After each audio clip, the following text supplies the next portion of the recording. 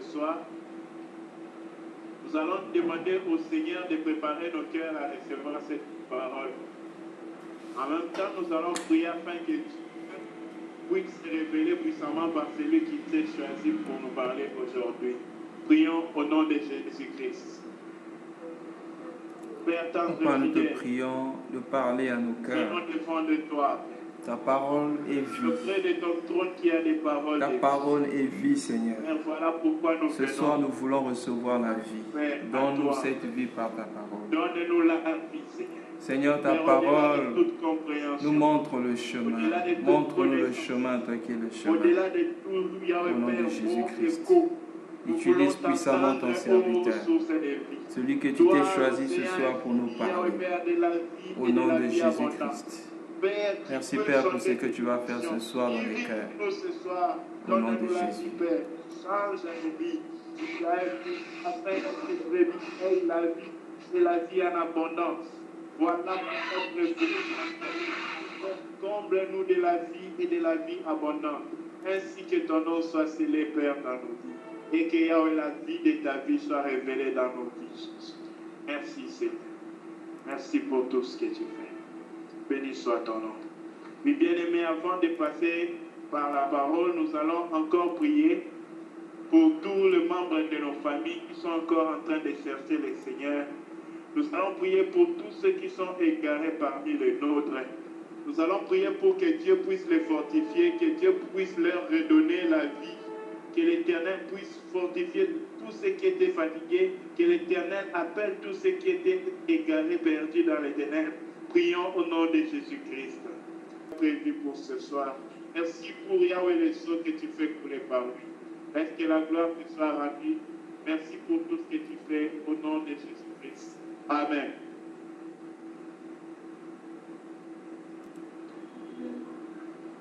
Oui, nous allons passer à la parole. Nous allons demander à tout le monde d'écouter les prières, de fermer, afin que nous puissions avoir la prière. Nous demandons tout le monde de fermer les micros. Nous remettons la parole à celui qui va nous édifier ce soir. Amen. Shalom. Shalom, bien-aimés. Shalom. Merci que ceux qui sont encore glorifiés soient encore bénis ce soir. Pour ceux qui attendent que nous nous rencontrons encore, nous allons commencer notre message.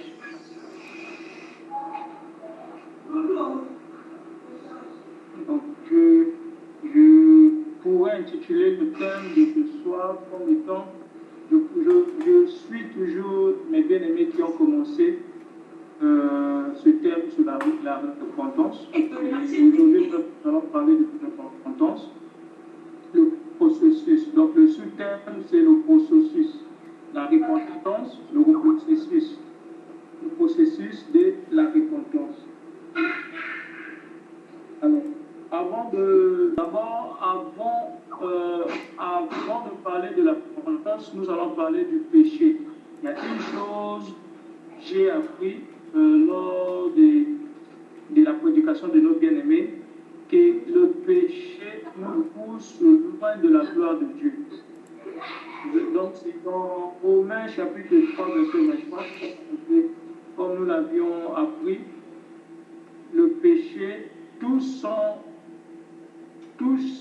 ont péché et sont privés de la gloire de Dieu. Et lorsque nous lisons le verset 24, nous comprenons que la Bible dit qu'il n'y a que la rédemption en Jésus-Christ. Voilà, ce sont ces deux faits ou bien ces deux informations qui sont très importantes pour nous. Premièrement, savoir que le péché, c'est d'être loin de la gloire de Dieu. Et savoir aussi que nous avions la rédemption qu'en Christ.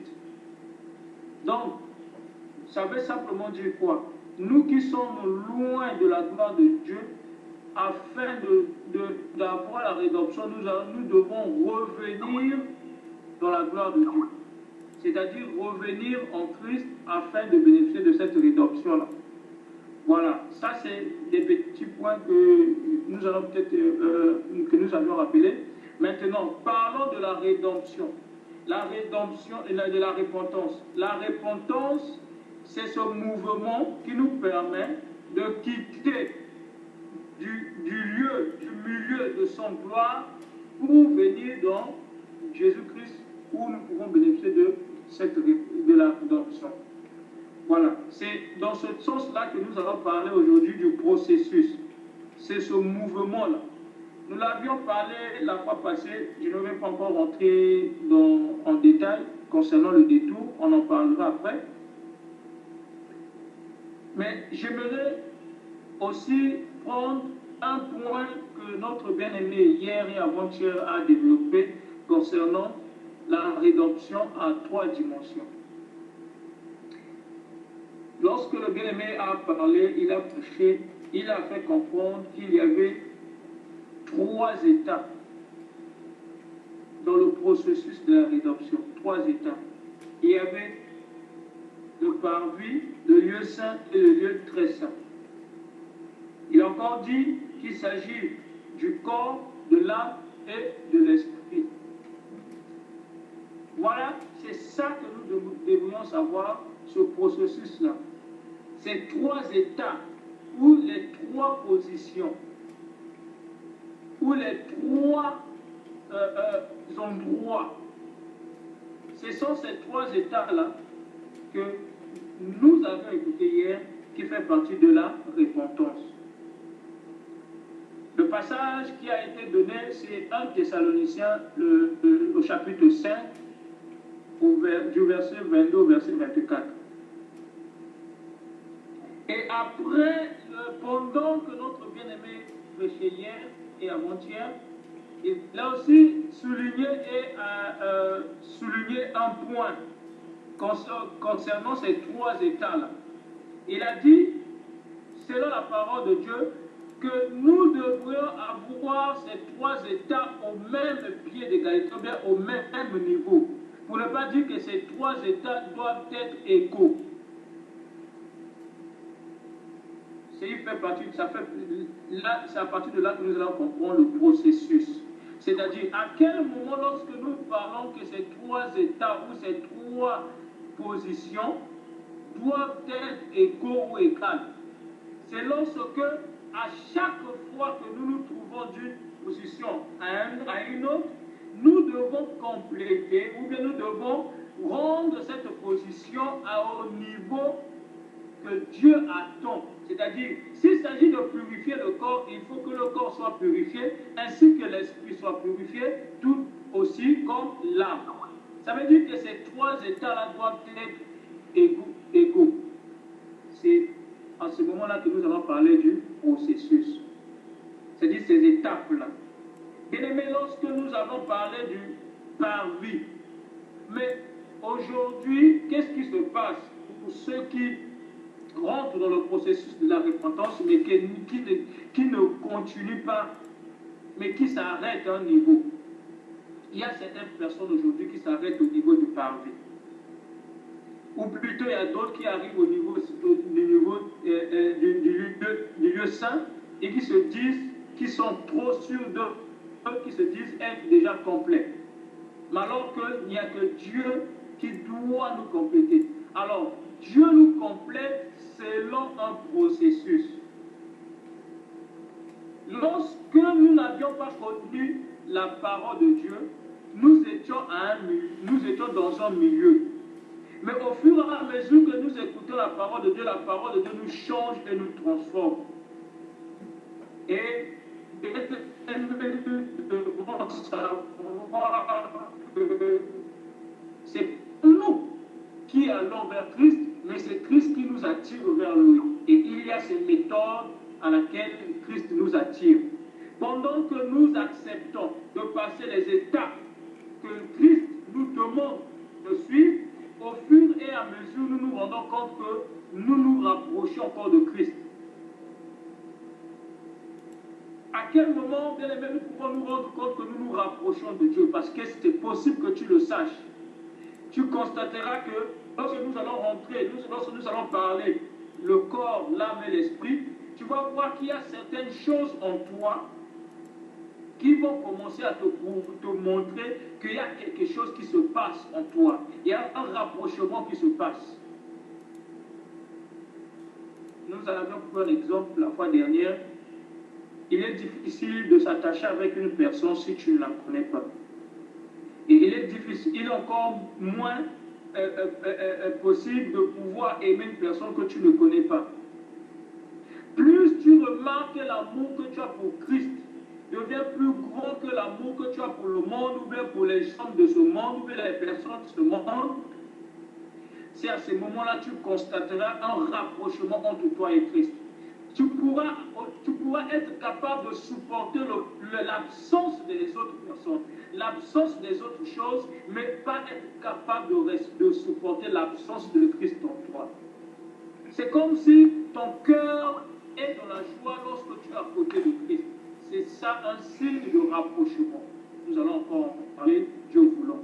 Alors, nous parlons, bien aimés, donc aujourd'hui de ces 3 états concernant la repentance, que ces 3 états ou ces 3 parties doivent être égales, comme nous l'avions appris dans l'Apocalypse, avant-hier, et dans 1 Thessaloniciens, chapitre 5.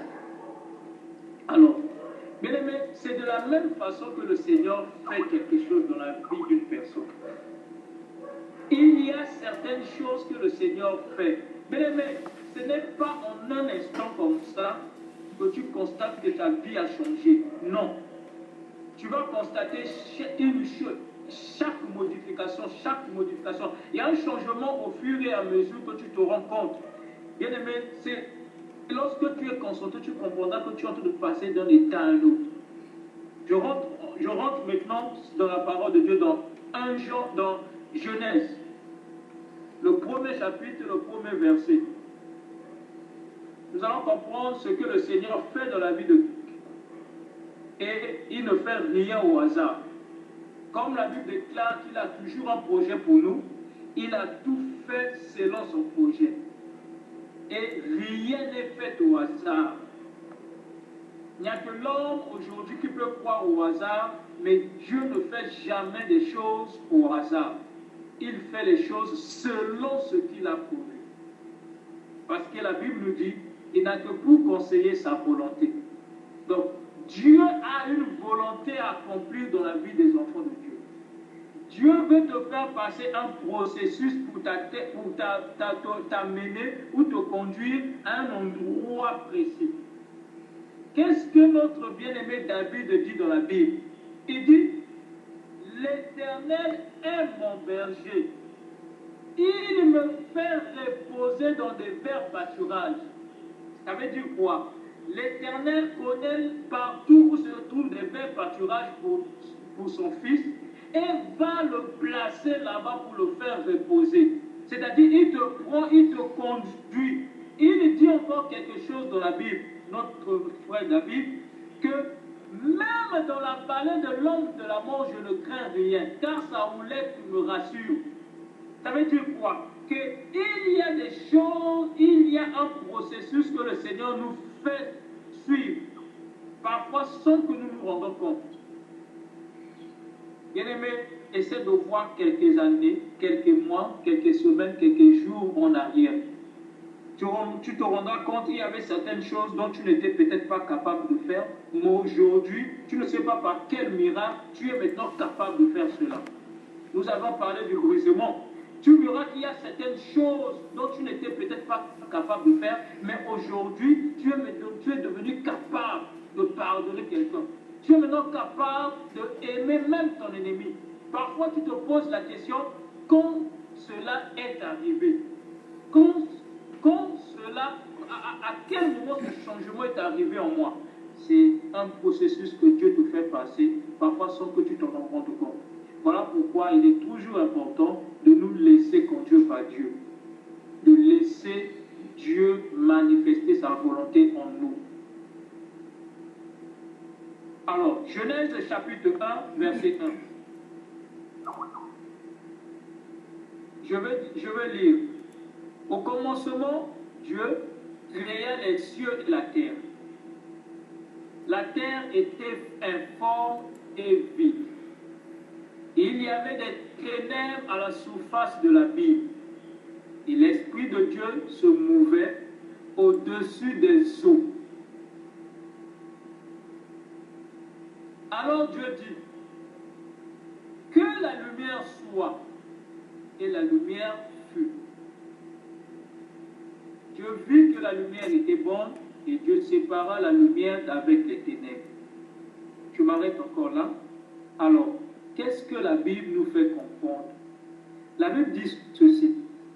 Au commencement, Dieu créa la terre, les cieux et la terre. Mais pendant que Dieu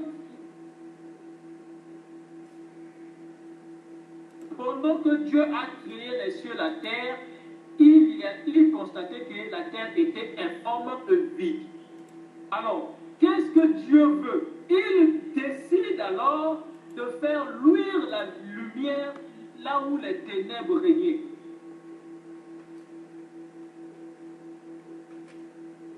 Voici ce premier passage-là qui est l'image de vie d'une personne. Lorsque la Bible nous dit c'est que tous ont péché et sont privés de la gloire de Dieu, que pensons-nous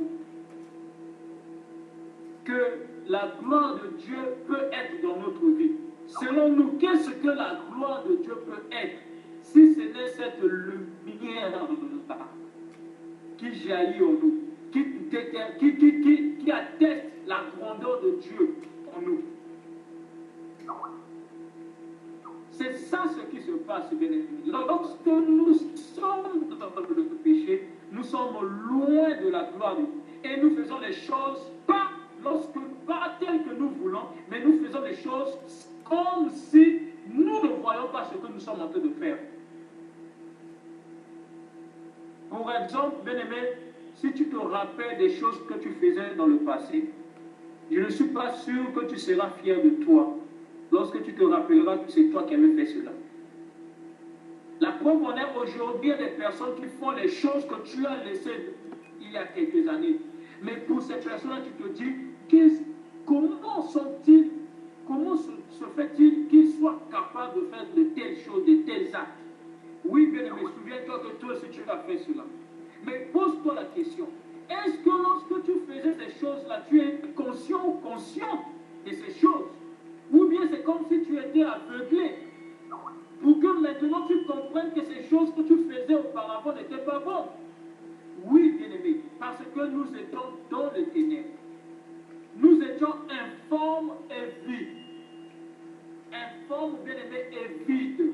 La gloire de Dieu ne pouvait pas rester dans un lieu qui était informe et vide.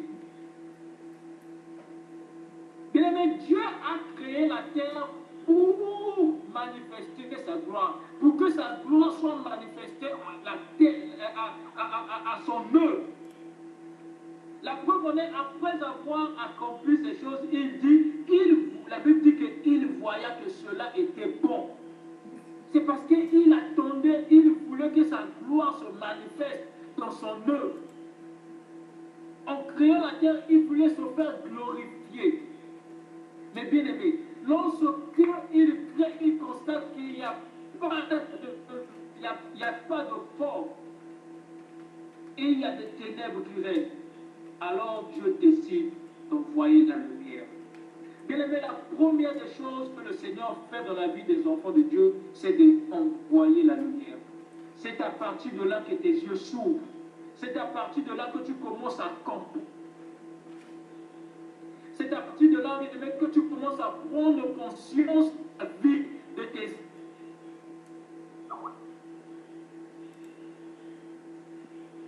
Là que tu commences à comprendre certaines choses. C'est à partir de là que tu rentres en toi-même. C'est à partir de là que tu commences à t'examiner. C'est tout cela grâce à la lumière qui vient jaillir dans ta vie. Alors, Dieu crée la lumière dans la vie de quelqu'un. Bien-aimé, c'est grâce à cette lumière qu'on a compris que ce que nous faisons n'était pas bon. C'est grâce à cette lumière qu'on a compris que nous étions encore enchaînés.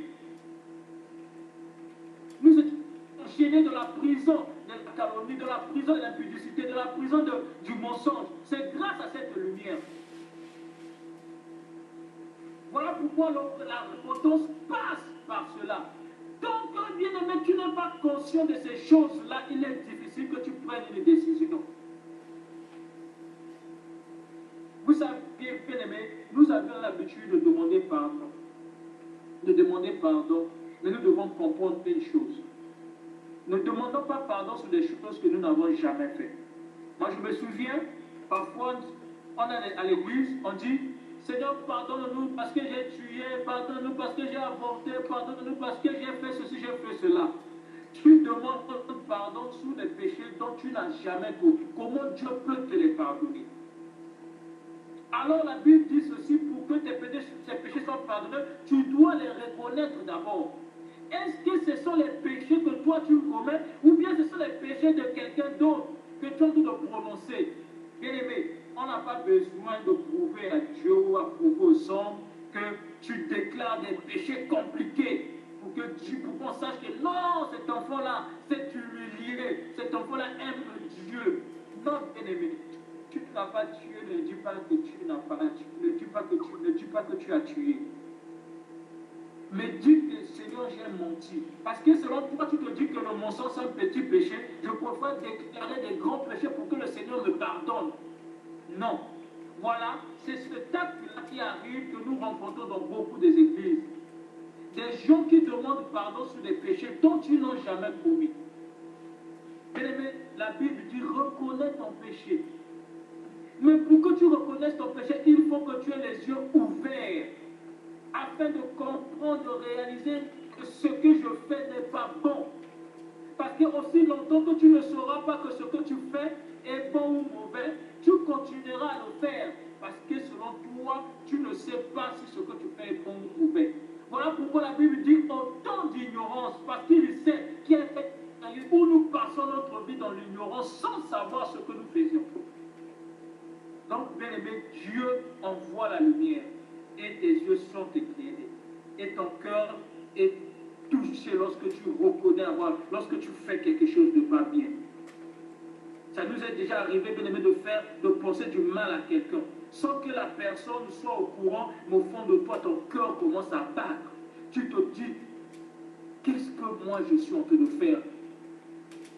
C'est ça, reconnaître. C'est ça, lorsque le Seigneur insère, envoie la lumière.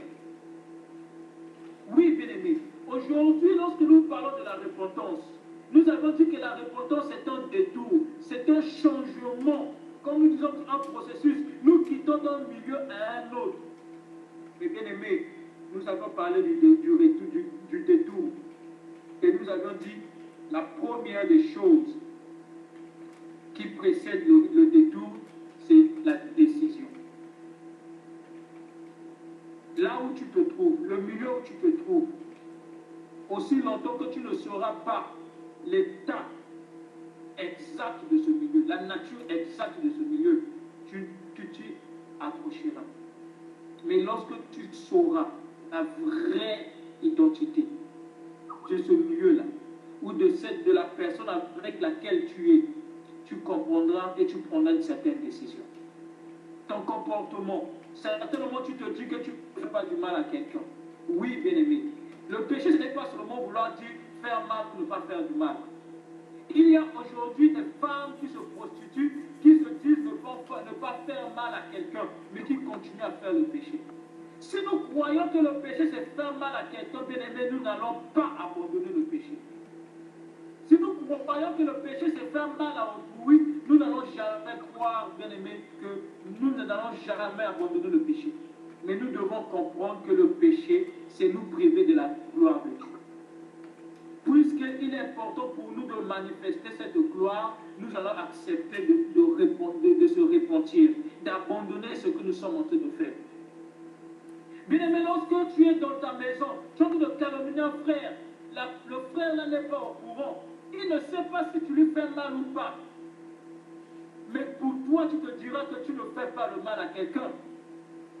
Lorsque aujourd'hui tu es en train de trahir ton frère ou ta soeur, tu es en train de trahir la personne que tu aimes, mais la personne parfois ne le sait pas. Pour toi, tu dis aussi longtemps que la personne ne le sait pas, pour moi ce n'est pas mal.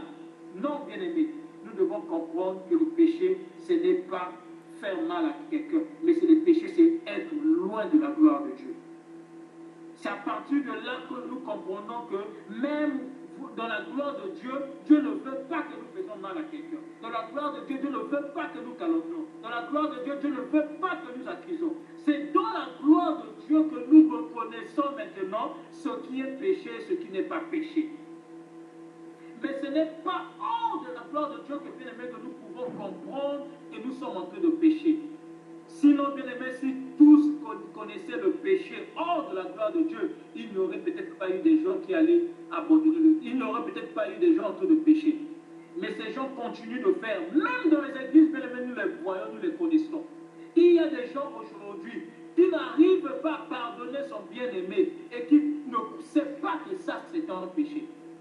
Parce qu'il est d'abord lui-même hors de la gloire de Dieu. Bien-aimé, aussi longtemps que nous sortons de la volonté de Dieu, nous sommes dans le péché. Parce que la volonté de Dieu, c'est que nous manifestons cette gloire. Alors pose-toi la question. Est-ce que ce que tu fais est dans la volonté de Dieu? Est-ce que, comme a dit le bien-aimé Théo, est-ce que ce que tu fais, mon frère, ma soeur, Jésus sera fier de toi? Lorsque tu es dans ta maison, lorsqu'il n'y a personne qui te voit, il n'y a personne qui te contrôle, est-ce que tu seras fier que Jésus vienne ouvrir la porte de ton cœur et voir ce que tu es en train de faire à l'intérieur? Est-ce que Jésus sera fier de toi une fois que la porte de ton cœur est ouverte et lui il a eu accès à rentrer? C'est lorsque nous sommes loin de la volonté de Dieu que nous péchons. Alors, donc Dieu décide d'envoyer la lumière. Et cette lumière nous éclaire. Cette lumière est le début du processus de la repentance. Cette lumière nous aide à comprendre quelle est notre nature. La Bible dit que je vous enverrai le Saint-Esprit. Il vous convaincra du péché. C'est ça la lumière que le Seigneur envoie à tous ceux qui peuvent sortir du péché ou à tous ceux qui veulent sortir du péché. Il envoie le Saint-Esprit. Il envoie cette lumière pour t'éclairer, pour t'ouvrir les yeux. À ce moment-là, tu commences à réaliser. Nous allons continuer bien aimé la Bible dans Genèse. Alors, dans le verset 4, Dieu vit que la lumière était bonne et Dieu sépara la lumière d'avec les ténèbres. Il appela la lumière du jour et il appela les ténèbres nuit.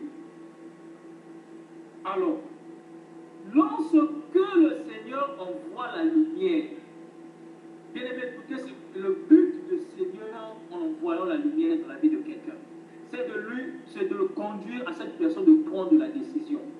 À quel moment tu prendras la décision? Lorsque devant toi, il y aura deux choses. Une qui sera bonne, une qui sera mauvaise. Bien aimé, on ne peut que prendre la décision lorsque nous sommes devant deux choses. Lorsque tu es devant une chose, tu n'as pas besoin de prendre, c'est par défaut. Tu prends déjà. Tu n'as pas besoin de choisir. On ne peut que choisir lorsque nous avons deux choses devant nous. Voilà pourquoi la lumière vient mettre la division, la séparation, bien aimé, entre les choses qui sont viles, entre les choses qui sont inutiles, et vers les choses qui sont utiles et agréables. La lumière a un but, bien aimé, de mettre une séparation entre ce qui est bon à prendre et ce qui est mauvais et à laisser. Cette décision, tu la prendras à la suite de ces choses-là. Lorsque Dieu va mettre une séparation de certaines choses dans ta vie.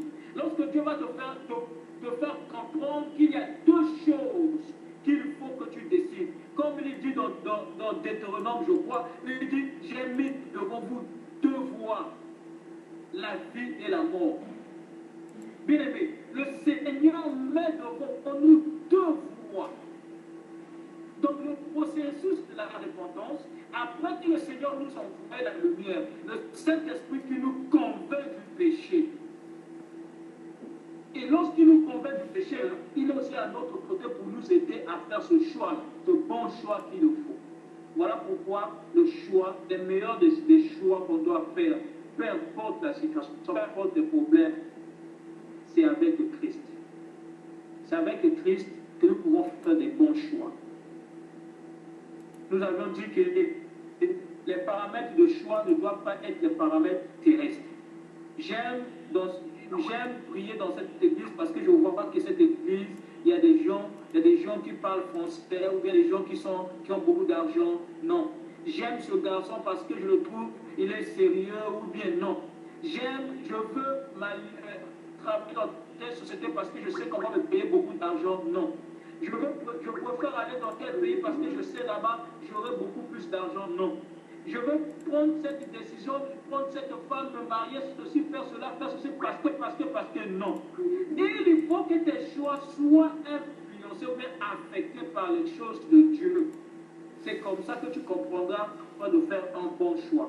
Donc le Saint-Esprit que le Seigneur envoie comme la lumière nous permet de faire cette séparation-là. Et devant ces deux choses-là, il est aussi à côté de nous pour nous choisir, pour nous aider à choisir ce qui est bon.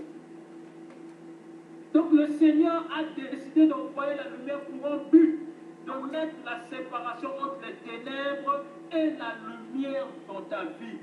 C'est cette lumière-là qui doit chasser les ténèbres, mettre une séparation dans ta vie, entre ta vie passée, entre ton vieil homme et ta nouvelle personne en Christ. C'est grâce à cette lumière-là que le Seigneur envoie et va créer cette séparation-là. Alors, bien, à quel moment nous constatons cette séparation? À quel moment nous constatons ces choses-là? Lorsque nous commençons à comprendre, nous commençons à examiner, nous commençons à reconnaître certaines choses. C'est à ce moment que Dieu a déjà mis la lumière et a commencé à séparer certaines choses. Parce que lorsque la chose était unique, lorsqu'il n'y avait que les ténèbres, tu ne pouvais pas choisir. C'était déjà par défaut ces choses-là. Donc pour toi, il n'y a pas un autre moyen pour te choisir. Ce n'est que lorsque ta lumière arrive et met une séparation, que tu te trouves devant un dilemme, tu te trouves devant un carrefour. Parfois, tu peux te poser la question, mais tu étais sur une seule voie, sur un seul chemin. Qu'est-ce qui se passe subitement? Je me retrouve devant un carrefour. C'est parce que Dieu veut maintenant te pousser à choisir. Oui, ma bien-aimée, oui, mon bien-aimé. Dieu veut maintenant te pousser à un niveau, tu dois prendre une décision. Je sais que le Seigneur est en train de faire des grandes choses à travers nous. Je sais que demain, il continuera aussi de faire des grandes choses. Pendant que nous sommes en train de prier, pendant que nous sommes en train de goûter la parole de Dieu, je sais que le Seigneur est en train de convaincre certains cœurs. Le Seigneur est en train de leur présenter deux choses pour qu'ils choisissent ce qui est bon et contre ce qui est mauvais. Bien-aimé, c'est ça que le Seigneur vient mettre. Il vient mettre la séparation. Alors nous allons continuer. Le verset 5. Dieu appela la lumière jour et il appela les ténèbres nuit. Ainsi il y eut un soir et il y eut un matin. Ce fut le premier jour. Dieu dit qu'il y ait une étendue entre les eaux et qu'elle sépare les eaux d'avec les eaux. Et Dieu fit l'étendue et il sépara les eaux qui sont en dessous et l'étendue d'avec les eaux qui sont au-dessus de l'étendue. Alors, c'est à ce moment-là, bien aimé, nous commençons à comprendre ces trois étapes. Ici, qu'est-ce que le Seigneur fait? Il sépare, il met les choses d'en haut et les choses d'en bas. Il commence à créer certaines choses, bien aimées. Tu commenceras à comprendre qu'il y a certaines choses qui ne sont plus dignes pour toi en tant qu'enfant de Dieu de trimballer avec. Bien aimé, tu verras que dans ton trousseau, il y aura des choses que tu dois jeter. Car ce n'est pas important pour toi de conduire, d'amener ce trousseau-là auprès de Dieu. Car nous avons dit, c'est le processus qui nous conduit. Je rappelle encore que la repentance nous prend dans un milieu et nous ramène vers Christ. Quel est le trousseau que tu as avec toi, bien-aimé, lorsque tu vas vers Christ? Est-ce que dans ton trousseau, il y a encore le mensonge? Est-ce que dans ton trousseau, il y a encore la calomnie? Est-ce que dans ton trousseau, il y a encore le péché? Est-ce que dans ton trousseau, il y a encore l'impudicité? Est-ce que dans ton trousseau, il y a encore l'escroquerie? Est-ce que dans ton trousseau, il y a encore l'ivrognerie? Est-ce que c'est à cela que tu vas commencer, au fur et à mesure que tu avances, tu vas checker, rechecker, comme on dit en anglais, double checker, cross-checker. Tu vas vérifier encore dans ton trousseau, y a-t-il encore quelque chose que je suis en train de trimballer qui n'est pas digne pour moi, qui n'est pas digne de se retrouver dans le trousseau. C'est ça, bien-aimé, que le Seigneur est en train de faire lorsqu'il sépare les choses d'en bas et les choses d'en haut. Il sépare le corps et l'esprit. Lorsque Dieu dit que les eaux qui sont au-dessous du ciel se rassemblent en un seul lieu et que le sec apparaisse. À ce moment-là, Dieu fait maintenant la différence entre ton corps et ton âme. Nous allons encore continuer. Nous allons comprendre ce que le Seigneur a dit à travers le bien-aimé hier, le frère Thibaut. Oui, Dieu dit que la terre produise la vertu et l'herbe portant de la sémence des arbres fruitiers, donnant un fruit selon leur espèce et ayant en eux leur sémence sous la terre. Et cela fut ainsi. La terre produit la vertu de l'herbe portant de la sémence selon son espèce et des arbres donnant du fruit et ayant en eux leur sémence selon leur espèce. Dieu vit que c'était bon. Ainsi il y eut un soir et il y eut un matin. Ce fut le troisième jour. Alors Dieu dit qu'il y ait des lumières dans l'étendue du ciel pour séparer le jour d'avec la nuit. Que ce soit des signes pour marquer les époques, les jours et les années, et qu'ils servent de luminaires dans l'étendue du ciel pour éclairer la terre. Et cela se fut ainsi. Je continue au verset 16. Dieu fit les deux grands luminaires, les plus grands luminaires pour précéder le jour et le plus petit luminaire pour précéder à la nuit. Il fit aussi les étoiles. Dieu les plaça dans l'étendue du ciel pour éclairer la terre. Alors, qu'est-ce que le Seigneur fait? Nous constatons que ce qui est en haut, la lumière que le Seigneur met dans les cieux, impacte ce qui est dans le ciel et ce qui est sous la terre. Hier, qu'est-ce que notre bien-aimé Thio a dit? C'est donc que le Seigneur l'avait aidé vraiment à nous faire comprendre cela. Il a dit une chose qui est très importante. Je préfère parler déjà de ça de peur que j'oublie avant que je finisse. Il a dit que la repentance commence par l'esprit. Alors, je veux dire ceci. La repentance avec le Christ. Ah, bien aimé, là aussi nous devons comprendre parce qu'il y a des repentances. Nous parlons de la repentance avec Christ. Voilà pourquoi j'ai lu au début dans Romains 3, verset 23, que la rédemption est en Christ. Si bien aimé, tu ne passes pas une repentance en Christ, il est difficile que tu accomplisses ce que Dieu veut accomplir dans ta vie. Voilà pourquoi nous comprenons que la repentance avec le Christ commence par l'esprit. Car c'est l'esprit qui doit affecter le corps et l'âme.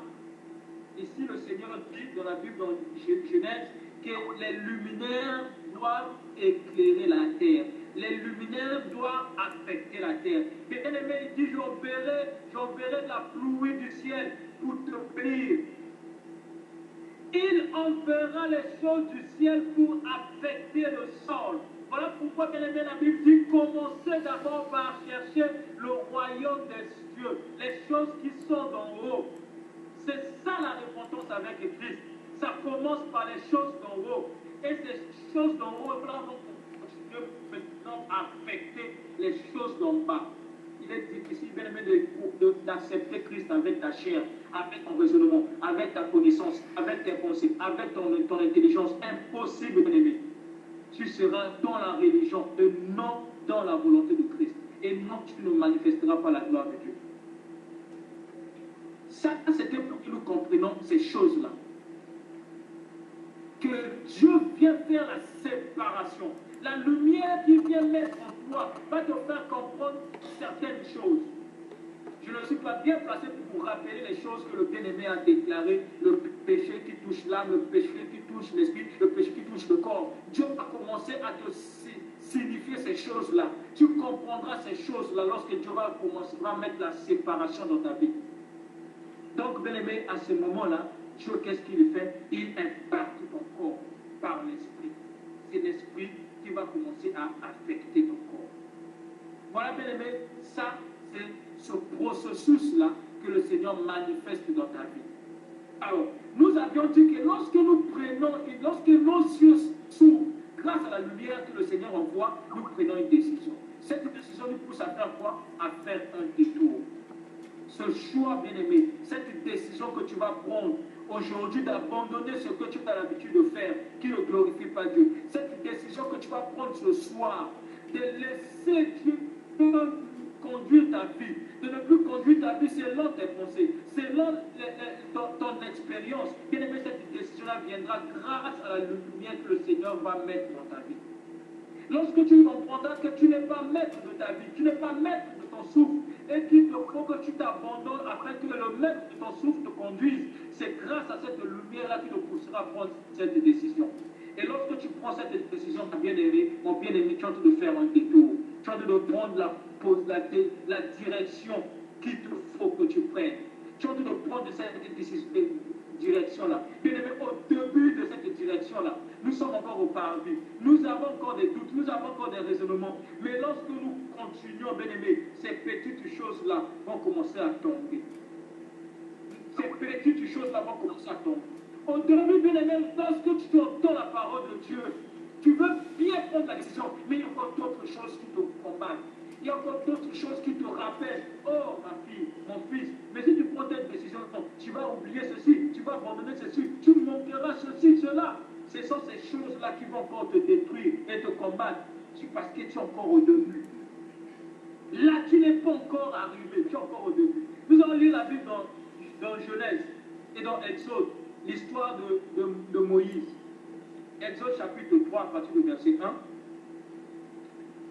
Si un bien-aimé qui est déjà à la page, à partir du verset 1, jusqu'au verset 6. Ok. Moïse faisait paître le troupeau de Jéthro, son beau-père, sacrificateur de Madian. Il mena le troupeau derrière le désert et vint à la montagne de Dieu, à Horeb. L'ange de l'Éternel lui apparut dans une flamme de feu au milieu d'un buisson. Moïse regarda, et voici le buisson était tout en feu, et le buisson ne se consumait point. Moïse dit, je veux me détourner pour voir quelle est cette grande vision. Pourquoi le buisson ne se consume point? L'Éternel vit qu'il se détournait pour voir, et Dieu l'appelait du milieu du buisson, et dit, Moïse, Moïse, il répondit, me voici.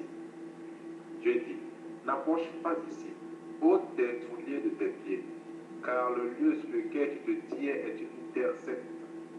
Et il ajouta, je suis le Dieu de ton père, le Dieu d'Abraham, le Dieu d'Isaac et le Dieu de Jacob.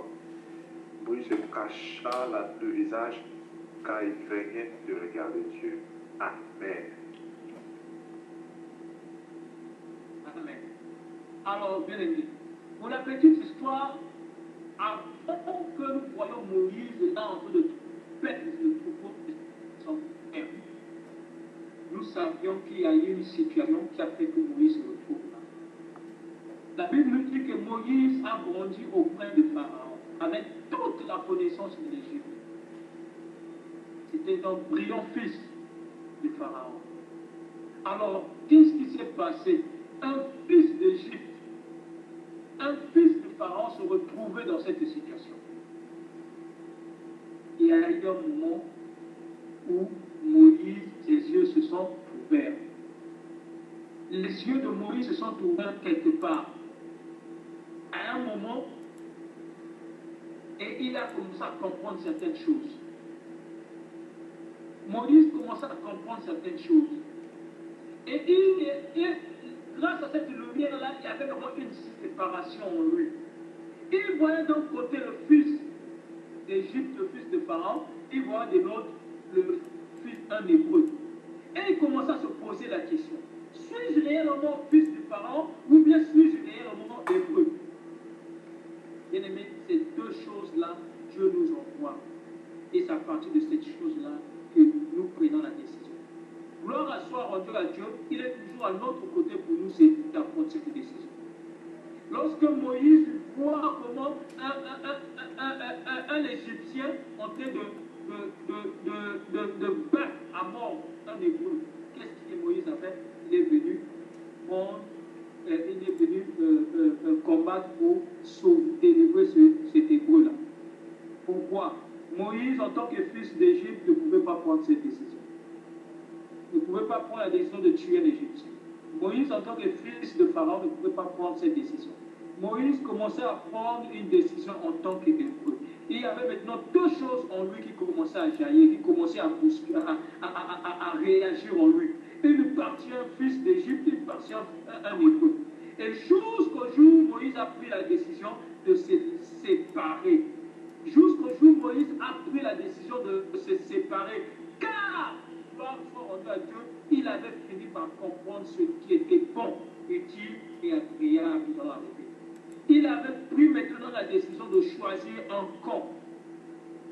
Il a pris cette décision de choisir un camp. Alors, qu'est-ce qui se passe? Lorsque Moïse prend la décision de choisir un camp, et c'est à partir de là que les problèmes surgissent. Voilà pourquoi j'ai dit, bien aimé, au début, sur le parvis, il y a toujours des combats. Parce que le diable veut que tu puisses t'arrêter à ce niveau-là. Lorsque tu commences la repentance, lorsque tu commences à donner ta vie à Christ, à abandonner le mal, le diable est là pour te combattre. Tu vas remarquer que les problèmes les plus compliqués vont surgir dans ta vie. Non, bien-aimé, je t'en prie. Dieu est toujours là pour te soutenir. N'abandonne pas.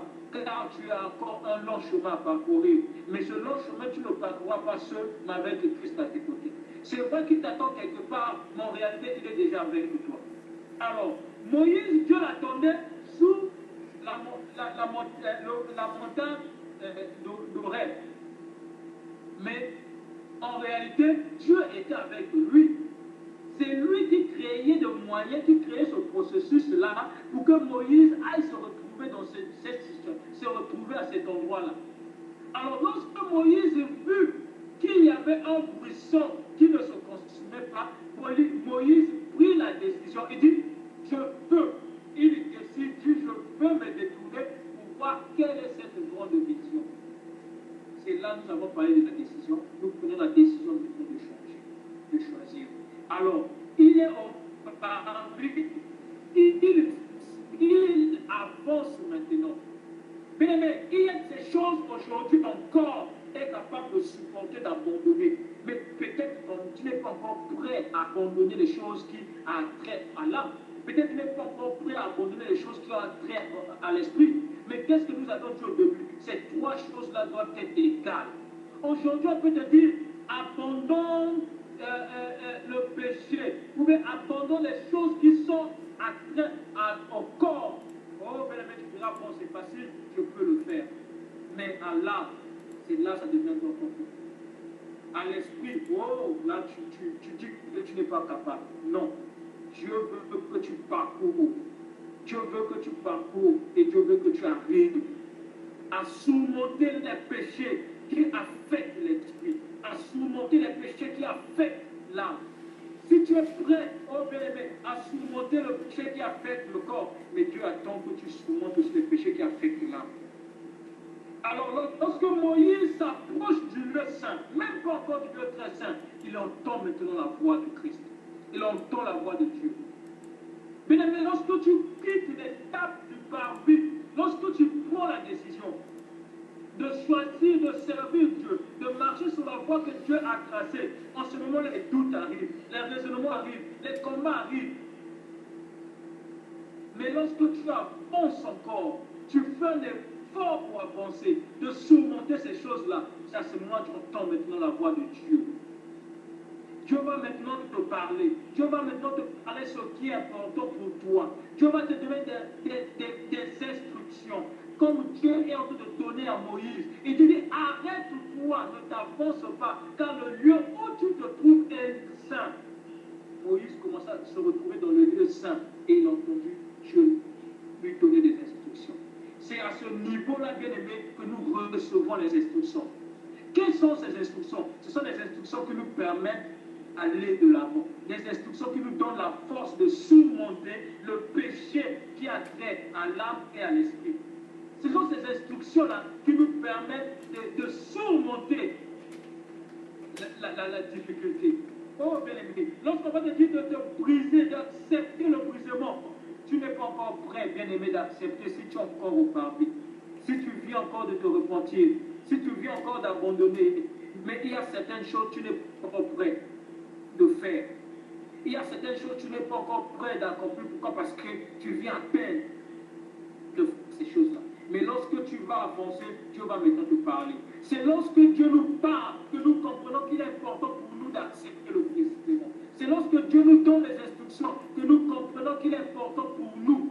Ce n'est plus par notre propre force, mais c'est maintenant par la volonté de Dieu. C'est à ce niveau-là, bien-aimé, dans le lieu saint. Et lorsque nous nous rapprochons du lieu très saint, que nous sommes prêts à accepter que la volonté de Dieu s'accomplit dans notre vie. Bien-aimé, croyez-nous que lorsque quelqu'un accepte le brisement, c'est de sa propre volonté. Non, bien-aimé, c'est malgré nous. C'est parce que la volonté de Dieu s'accomplit en nous.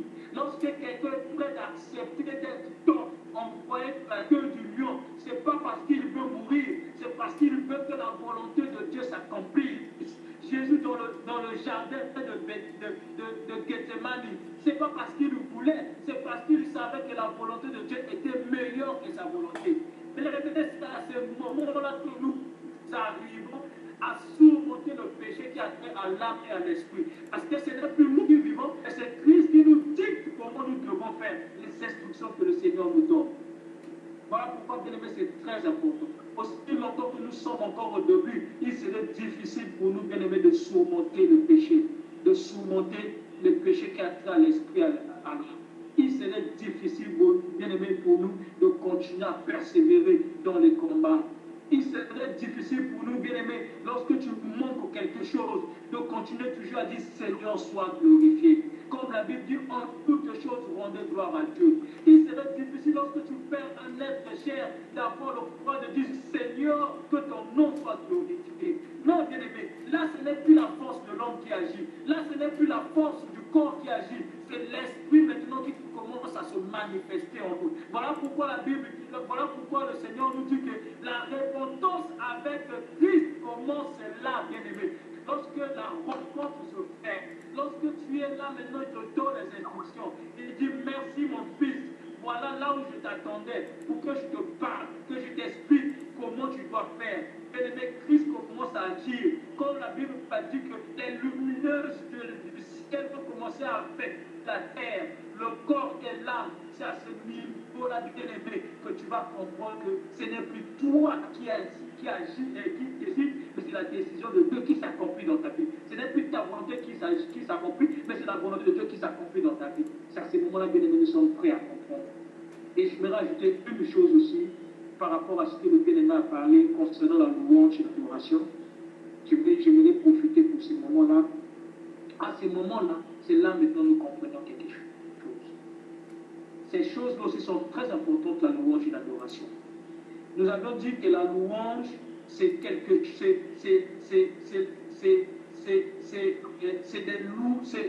de louer Dieu de ce qu'il a fait dans ta vie. Oui, Seigneur, la louange dépend de toi, bien-aimé. La louange dépend de toi, dépend de ce que Dieu a fait dans ta vie. Ce que Dieu a accompli, des grandes choses qui surpassent ton entendement. C'est ça qui te pousse à louer Dieu. Ça dépend de toi. Là, c'est lorsque tu es encore dans le parvis. Mais lorsque tu arrives dans le lieu saint, bien-aimé, ce n'est plus la louange que tu utilises, c'est maintenant l'adoration. Parce que l'adoration ne dépend plus de toi, mais l'adoration dépend de Dieu. On nous dit que l'adoration, c'est une louange. C'est-à-dire, nous louons Dieu de ce qu'il est. Pas de ce que nous connaissons de lui, mais de ce qu'il est. La vérité qui est. Lorsque nous lisons, lorsque nous voyons dans le livre de Genèse, lorsque Moïse a parlé avec Dieu, il fait une découverte qu'il est le Dieu d'Abraham, d'Isaac et de Jacob. Mais ce n'est pas quelque chose qu'il pouvait comprendre de sa propre connaissance. Mais il fait une découverte. Il fait une autre découverte que Dieu s'appelle Je suis. Mais ce sont choses aujourd'hui qui ne dépendent pas de nous. Nous n'adorons pas Dieu pour les mots que nous connaissons, bien les mots que nous avons créés, mais nous adorons Dieu par des mots que lui, il nous prête.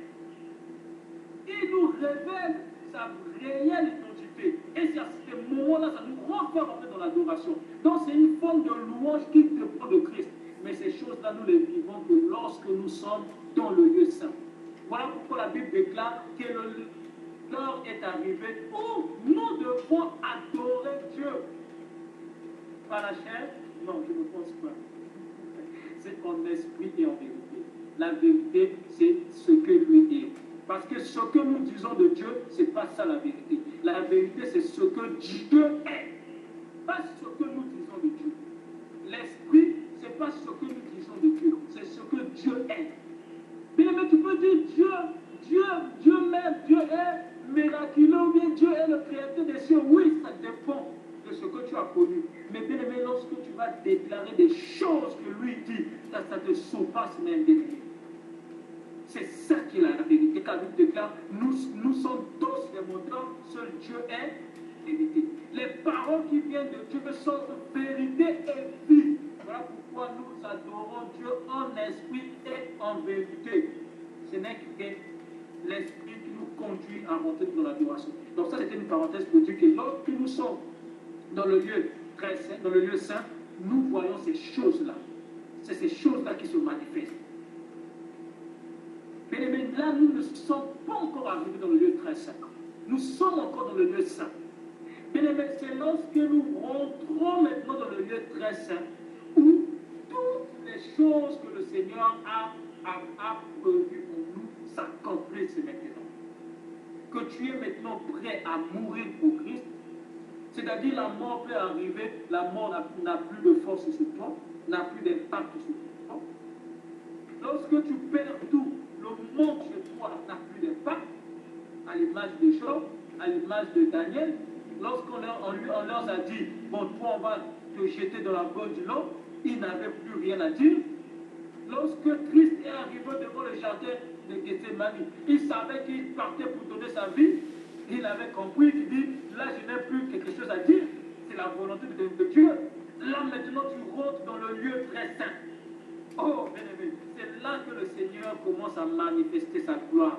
C'est là que la gloire de Dieu se manifeste dans notre vie. Comment pouvons-nous croire que la mort, Dieu se manifeste, se glorifie dans la mort d'un enfant? Lui qui est amour. Comment pourrons-nous croire que la gloire de Dieu se manifeste dans la mort, dans la souffrance d'une personne d'un bien-aimé? C'est parce que nous sommes dans le lieu saint, et le lieu très saint, le lieu où le Seigneur attend que nous puissions arriver pour manifester sa gloire.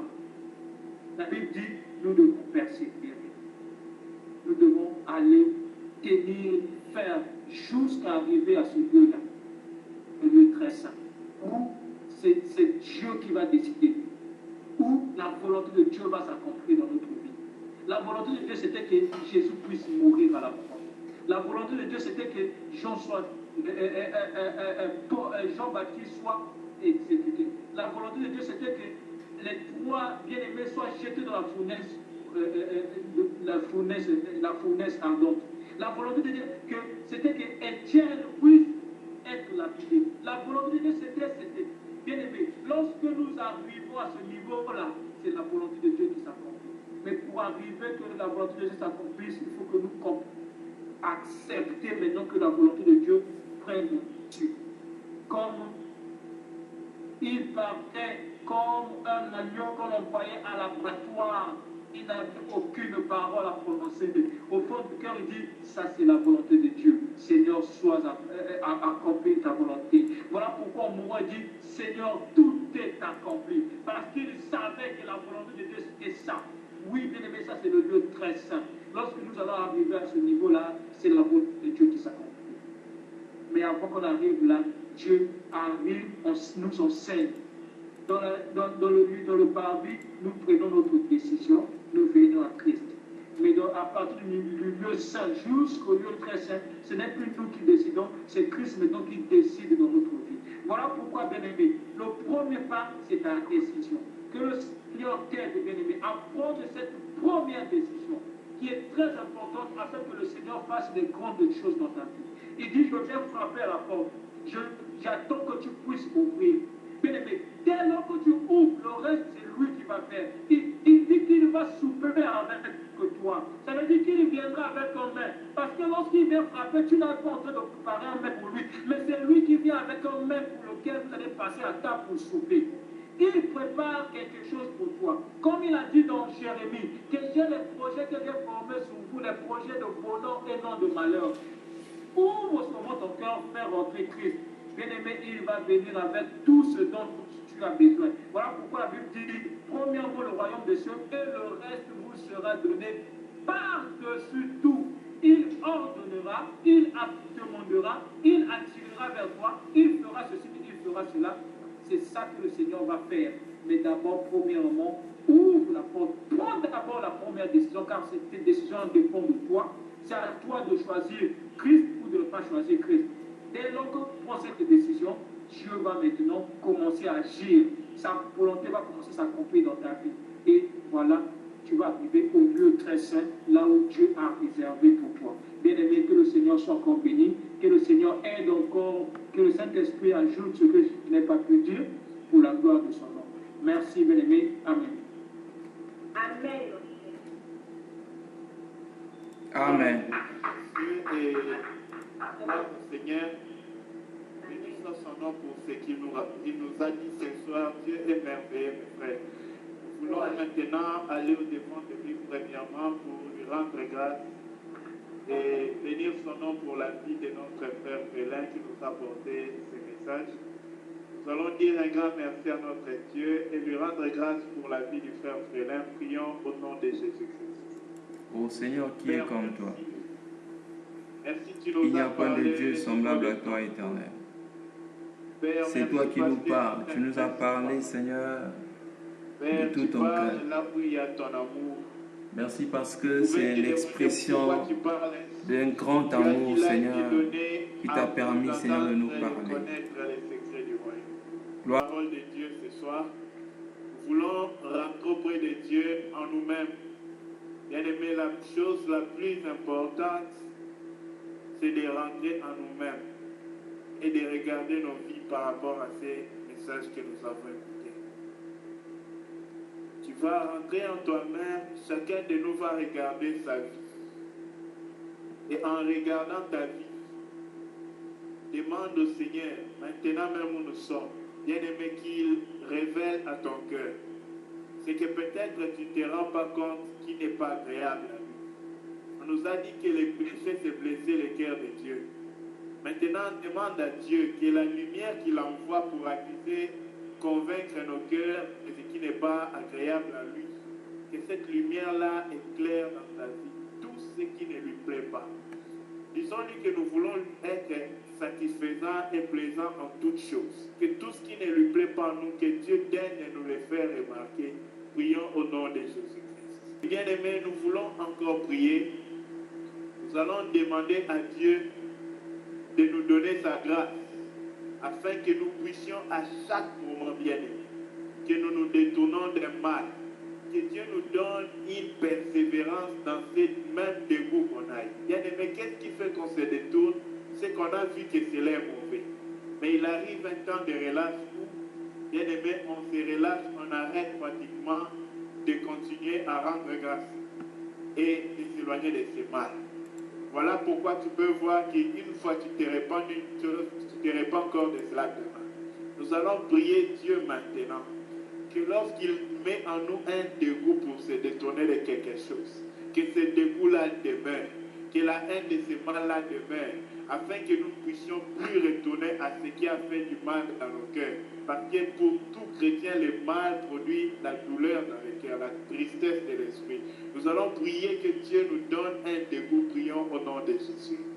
Oui, bien-aimés, nous allons prier. Nous allons demander à Dieu qu'il nous instruise.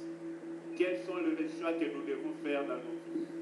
Bien-aimés, à chaque fois que nous avons une décision importante à prendre, nous allons demander à Dieu que son esprit nous canalise vers la décision qui lui est agréable, afin qu'étant sur la terre ou dans les cieux, que nous puissions vivre en plaisant à Dieu en toutes choses. Prions au nom de Jésus-Christ. bien-aimés, nous allons prier. Nous avons remarqué que lorsqu'on est venu avec la femme adultère, parce qu'il était devant la face du Dieu vivant fait homme, la Bible déclare que Jésus lui a dit, va et ne pêche plus.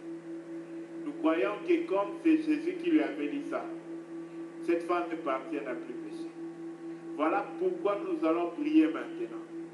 Que la parole, l'instruction de Dieu qui fait cesser le péché dans l'homme, que Dieu nous amène dans le lieu très saint, là où sa voix donne à l'homme fini la capacité de l'homme de pécher.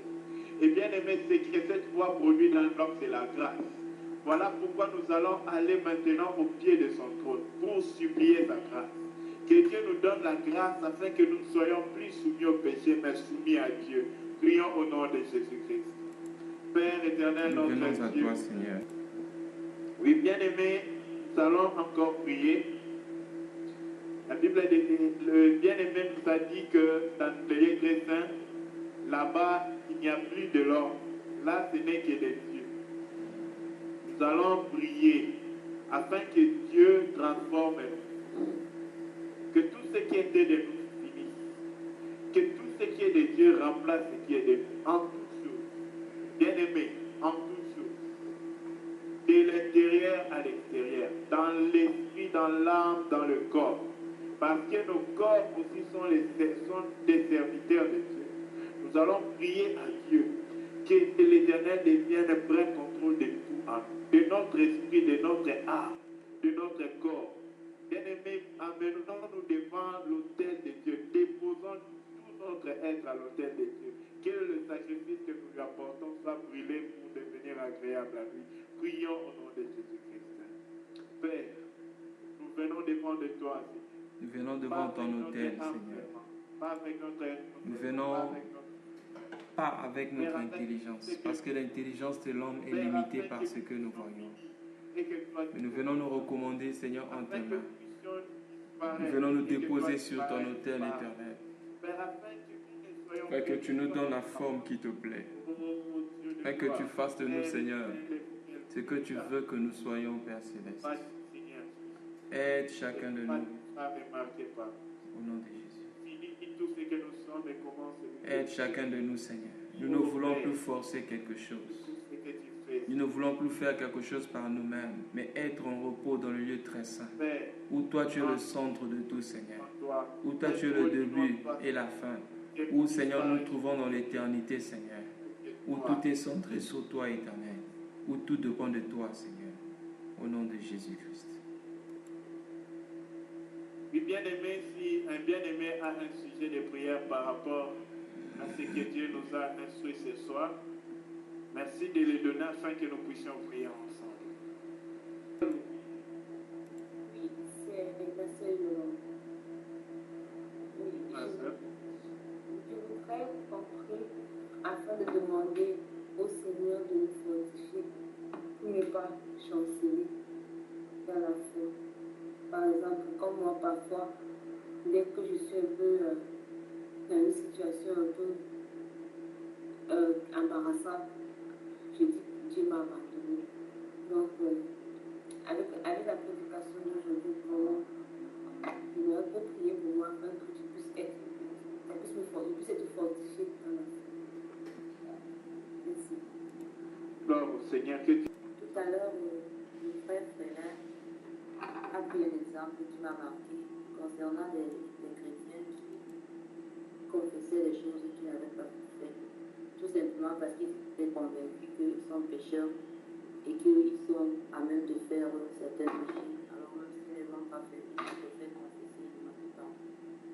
Je voudrais qu'on prie pour que, comme on a l'habitude de prier, pour demander à Dieu, apprends-nous à te connaître, mais qu'on demande à Dieu de nous apprendre à nous connaître nous-mêmes tels qu'il nous voit. Parce que quand Dieu dit par exemple que nous sommes la lumière du monde, qu'on essaie de voir à quel point nous sommes cette lumière-là et de voir qu'est-ce qu'on doit faire en tant que la lumière du monde. Quand on dit par exemple qu'on a le don du Saint-Esprit, le Saint-Esprit vit en nous, qu'on sache qu'est-ce que ce Saint-Esprit est capable de faire en nous. Je crois crois que si on demande à Dieu de nous apprendre à nous connaître nous-mêmes, il y a beaucoup de choses qu'on sera obligé de faire l'universel. J'aimerais qu'on prie pour cela au nom de Jésus. Le faire pâturage. Il a dit que Dieu connaît le faire pâturage et ensuite il nous conduit vers le faire pâturage. Nous allons demander à Dieu, parce que nous savons qu'il nous conduit, là où lui nous conduit, même si nous voyons que c'est un terrain, comment on dit, aride, nous puissions avoir l'œil de l'esprit pour voir comme Dieu. Parce que là où Dieu nous conduit, c'est toujours le faire pâturage, jamais le contraire. David a dit qu'il nous dirige vers les eaux paisibles, vers le faire pâturage. Nous allons prier maintenant que Dieu nous donne la foi de marcher quant à la foi et non quant à la vie. Que Dieu nous donne la force de ne pas regarder avec nos yeux, avec notre raisonnement, avec notre intelligence, tout ce que nous voyons, mais que nos yeux fixés sur lui, nous puissions voir les chemins de Dieu comme le meilleur chemin possible que nous puissions voir. Prions au nom de Jésus. Shalom bien-aimé. Shalom. Nous remercions le Seigneur. En tout cas, frère Frélin, que le Seigneur te bénisse et te bénisse abondamment pour ce puissant message.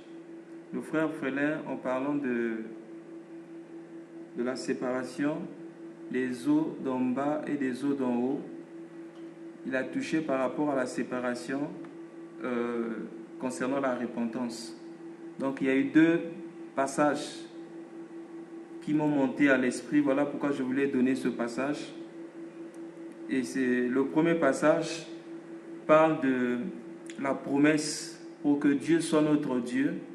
Et le deuxième passage parle de la promesse pour que le Seigneur nous utilise comme sa bouche.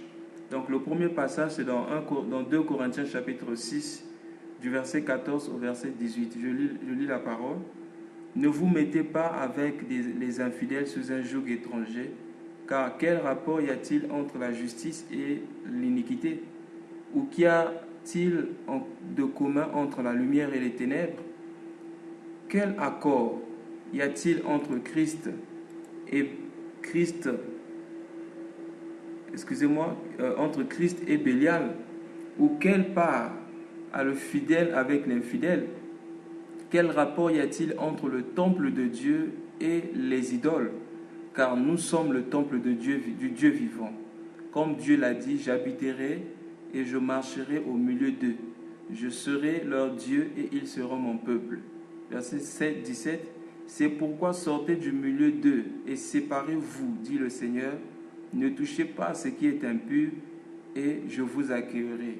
Verset 17. Je serai pour vous un père et vous serez pour moi des fils et des filles, dit le Seigneur Dieu Tout-Puissant. Donc, bien aimé, voilà la promesse. Il ne suffit pas de dire qu'on a reçu le Seigneur Jésus-Christ, mais la promesse que le Seigneur soit pour nous un Père qui va écouter nos prières, parce que le Seigneur nous a enseigné à prier en disant notre Père. Et il dit, c'est lorsque nous serons à mesure, lorsque nous serons prêts à nous séparer de tout ce qui est inutile, à nous séparer de tout ce qui est des ténèbres, comme le bien-aimé nous a présenté ça et ce soir, d'enlever tout ce qui est du diable, tout ce qui est des ténèbres en nous, tout ce qui dérange notre relation avec le Seigneur. Devons mettre ces choses de côté. Je donnerai mon exemple. Quand j'ai connu le Seigneur, la première année, lorsque j'ai commencé à faire ma marche avec le Seigneur, je gardais en moi toujours les CD de la musique du monde, les CD de zouk, de rap, etc. Et je pensais qu'on pouvait servir le Seigneur ou encore aller à l'église, vivre pour Dieu, mais continuons à garder ces choses. C'est un long témoignage, je ne vais pas continuer, mais le Seigneur m'avait convaincu que s'il fallait qu'il soit mon Dieu, s'il fallait qu'il soit mon Père, il fallait que je me sépare totalement de ces choses. Et j'ai dû brûler tous ces CD-là. Prenons l'autre partie, Jérémie chapitre 15, le verset 19. La Bible dit, c'est pourquoi ainsi parle l'Éternel. Si tu te rattaches à moi, je te répondrai. Et tu te tiendras devant moi. Regardez bien ce qui est écrit. Si tu sépares ce qui est précieux de ce qui est vil, tu seras comme ma bouche. C'est à eux de revenir à toi, mais ce n'est pas à toi de retourner vers eux. Bien-aimés, si nous voulons être la bouche de Dieu, nous devons nous séparer de tout ce qui est inutile. Nous devons nous séparer de tout ce qui est inutile, de ce qui est précieux. Parce que nous sommes le temple de Dieu, et le temple de Dieu doit être pur. Nous n'avons pas de relation avec des infidèles. Que le Seigneur vous bénisse, que le Seigneur bénisse encore le frère Frélin. Amen. Merci. Amen. Amen. Merci beaucoup, bien-aimé Dieu.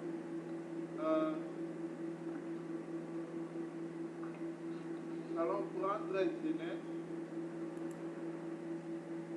Genèse, le chapitre 4.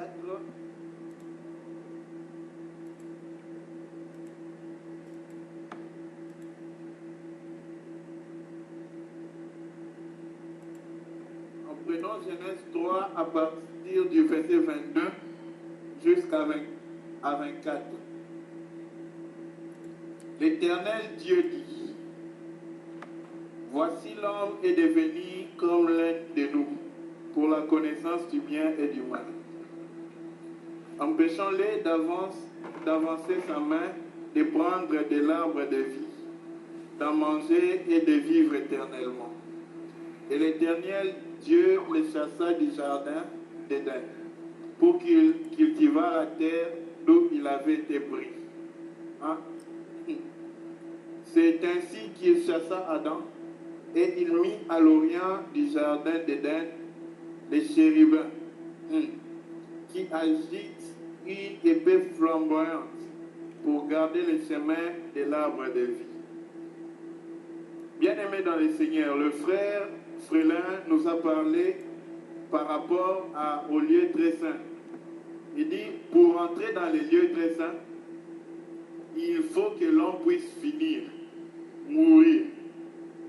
Alors, qu'est-ce qu'on se rend compte ici, bien-aimés? La vie était dans les jardins d'Éden, pas dans tout l'Éden, mais dans les jardins. Les jardins d'Éden, c'était un jardin qui était planté en Éden.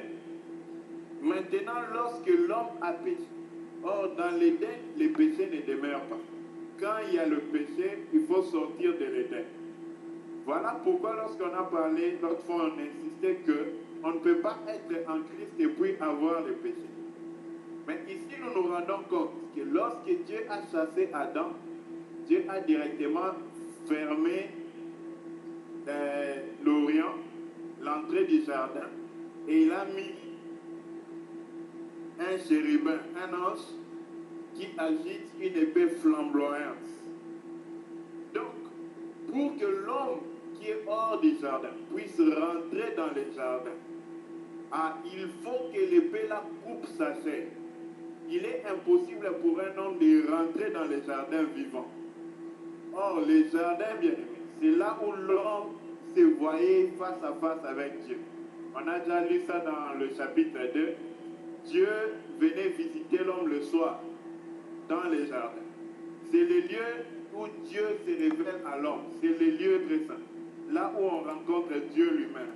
Mais bien aimé, pour y retourner, il faut mourir d'abord. C'est là le problème.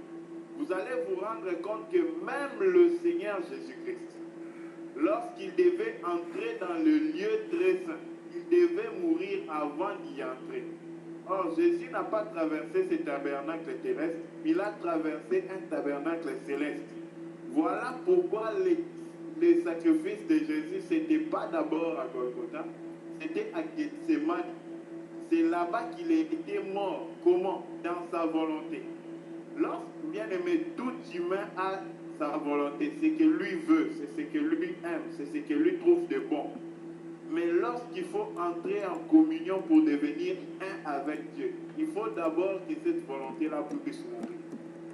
Voilà pourquoi, pour entrer dans le lieu très saint, il ne faut pas seulement se détourner de ce qu'on voulait, mais il faut mourir dans ce que nous voulions. C'est dans la mort dans ce que nous voulons. Pour quitter les parvis vers le lieu très saint, vers le lieu saint, il faut se détourner de ce que nous voulons. Mais se détourner, ça ne veut pas dire mourir dans cela. Ça veut dire que ce désir-là peut encore être en nous, mais en ce moment-là, on ne veut pas de ça. Mais qu'est-ce qui met fin au péché? C'est l'amour de ces désirs-là, de ces faire-là, de ces dires-là, de tout ce qui est péché-là. Quand maintenant nous mourons dans l'amour, dans la volonté de cela, de ces péchés-là, c'est là que nous pouvons accéder et demeurer éternellement avec Dieu dans les traces. Voilà pourquoi vous allez vous rendre compte que lorsque Jésus a fini à Gethsemane, la croix c'était devenu quelque chose de facile pour lui.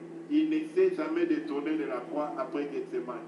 Il était dans un repos malgré qu'il portait la croix. Parce qu'il était mort déjà. La volonté de Jésus était restée à Gethsemane. C'était fini à Gethsemane. Quand il continuait après Gethsemane, c'était totalement la volonté du Père qui le conduisait. Voilà pourquoi, bien aimé, il nous faut accepter de mourir dans notre volonté. Merci beaucoup. Oui, si un bien-aimé a un ajout, les questions sont toujours une bénédiction, pas pour vous seuls, mais pour nous tous. Merci. Oui, allô? Oui, c'est Yolande. Et je voulais poser une question concernant le péché par omission. Là, je ne comprends pas bien ce que ça veut dire. Est-ce que péché par omission, je ne sais pas. C'est toujours regardé devant Dieu comme étant un péché. Je ne sais pas si je pose mal ma question. Juste expliquer à la sœur, lorsque nous parlons de l'omission, c'est-à-dire, ça veut dire le verbe de omettre, oublier ou bien ne pas faire quelque chose que tu voulais faire. Et souvent, ça nous arrive, à quel moment ça nous arrive de ne pas vouloir faire quelque chose? C'est lorsque nous avons des hésitations ou bien des doutes. Donc, c'est lorsque nous avons des hésitations, des doutes, que parfois nous ne faisons plus ce que nous aurons souhaité faire. Alors, qu'est-ce que la Bible nous dit concernant les doutes? La Bible dit ceci, je crois que c'est dans Romains 14, 22. Pour la Bible, le Seigneur dit, celui qui doute sur ce qu'il approuve est dans le péché. Généralement, lorsque nous ne voulons pas faire quelque chose parce que nous doutons, et à ce moment-là, nous péchons. Pendant que le frère Paul est en train de chercher le passage, c'est en réalité ça. Il y a certaines choses aujourd'hui, il est écrit dans la Bible, celui qui n'achève pas est comme celui qui détruit. Il y a parfois des choses que nous aurons dû faire, mais nous n'avions pas fait. Il y a un processus, c'est comme nous venons de dire sur la repentance, il y a un processus que nous sommes censés suivre, mais à cause des doutes ou à cause des raisonnements, nous n'avons pas voulu, ou bien nous avons refusé, ou bien omis de faire quelque chose, et en réalité c'est ça, comme la Bible dit, par péché. Mais le bien-aimé trouve le passage, il pourra encore lire. Donc c'est juste quelque chose, un ajout que je vais dire par rapport à la question. Merci.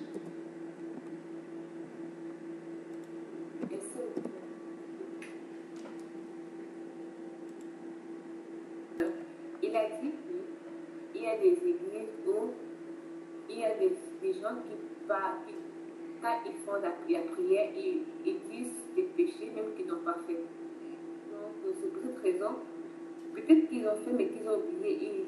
Je ne sais pas, c'est pas bien compris dans le sens qu'il voulait. Ok. C'est pour ça que j'ai demandé. D'accord. Bon. Le bien-aimé Thio m'a aidé avec le verset, c'est le verset 17. Il dit ceci.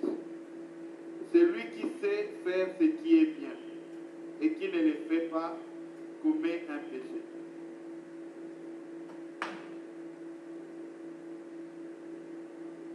Il sait faire ce qui est bien. Il n'a pas seulement l'information, mais il a l'information et le savoir-faire. Parce que savoir et savoir-faire, c'est deux choses. ne nous donne pas seulement la parole, mais il nous donne la parole et la puissance pour obéir à la parole. C'est quand nous recevons la parole que Dieu nous investit de la puissance pour obéir à cette parole. Maintenant, ça dépend de notre fidélité pour conserver cette même puissance qu'on a reçue avec la parole, afin de garder la vie de cette parole-là.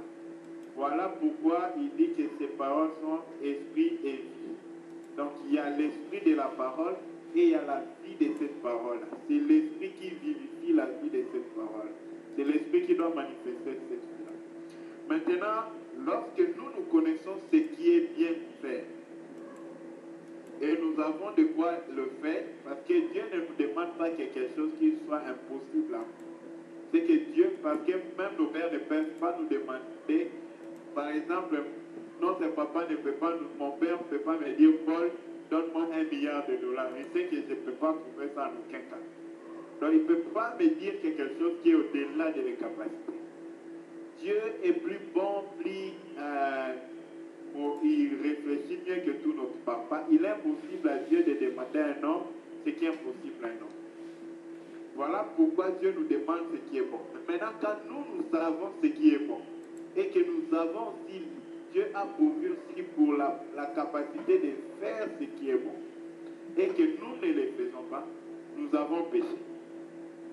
Alors, pour répondre à ta deuxième question, lorsque nous, par exemple, nous avons oublié un péché. Ma soeur, d'abord, disons-le, depuis qu'on est né jusqu'aujourd'hui, penses-tu que tous les péchés dans le passé dont tu ne te souviens pas, Dieu les a tu t'es déjà repenti de cela? C'est impossible. On demande pardon que pour les péchés que l'Esprit nous a convaincus.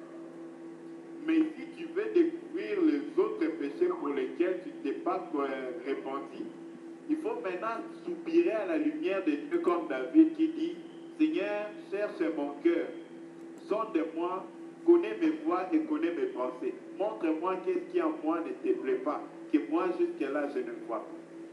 Mais quand tu as des choses que toi tu ne connais pas ou que l'Esprit ne t'a pas convaincu, ce n'est pas un péché. Par contre, c'est la culpabilité du diable. C'est là où on sépare l'action de l'esprit du malin et l'action de l'esprit de Dieu. Le diable aime mettre nous une culpabilité pour nous montrer qu'on n'est pas agréable à Dieu. Que non, Dieu ne peut pas t'accepter. Non, tel que Dieu là, non. Toi, tu es comme ça, tu as fait ça ou tu as fait ça. Non, Dieu ne nous regarde pas comme ça. C'est pas que quand nous avons péché, Dieu nous dégoûte. Non, Dieu dégoûte le mal qu'on a fait. Mais Dieu nous aime toujours. Mais pour que Dieu s'unisse à nous, Dieu ne finit pas là où il y a le péché. On va se débarrasser du péché qui lui dégoûte et il va s'attacher à nous qu'il aime. Voilà pourquoi notre problème, ce n'est pas nous, c'est le péché. Et le problème de Dieu, ce n'est pas nous. Le problème de Dieu, c'est le péché. Donc quand on enlève ce qui nous met en commun accord avec lui, c'est là qu'on est en communion avec lui. Voilà pourquoi un péché que tu n'as plus souffert, tu ne dois pas demander pardon pour ça. En même temps, j'en profite pour dire quelque chose. Lorsque Dieu pardonne un péché, tu oublies ses péchés. Un chrétien qui croit dans la nature de Dieu, il doit aussi apprendre à oublier les péchés. Pas parce que c'est un commandement, mais je le dis parce que c'est la nature de Dieu. Vous allez vous rendre compte dans Hébreu, il dit, je pardonnerai vos péchés. Je ne me souviendrai plus de vos iniquités. Là, c'est Dieu qui parle. Voilà pourquoi, bien aimé, lorsque nous marchons avec Dieu, nous devons savoir que lorsque nous avons demandé pardon pour une chose X, cette chose-là est pardonnée et oubliée chez Dieu. Maintenant, qu'est-ce que nous devons faire? Nous devons réconcilier notre manière de voir cet acte-là avec la manière dont Dieu voit. Comme Dieu a oublié, nous ne devons pas garder le record de cela. Nous devons aussi oublier et effacer cela. Donc, nous ne devons pas nous repentir pour ce que nous avons oublié, non, pour ce dont nous nous rappelons. Les rappels là, c'est l'esprit qui nous convainc. Et nous ne devons pas non plus aller auprès de Dieu pour demander pardon pour quelque chose dont nous sommes déjà repentis. Merci. Pardon pour être long. Bien-aimé, Salom. je m'excuse de réagir en retard. En fait, ce n'est pas un témoignage. Juste ajouter par rapport à la question de la sœur Yolande, parce que dans certaines églises, on demande aux gens de demander pardon même pour les songes. Donc ça va toujours dans le même sens. Tu as fait un songe le soir, on me dit, bon, tu vas demander pardon parce que tu as péché dans le songe. Ce n'est pas biblique. Merci bien-aimé. Amen.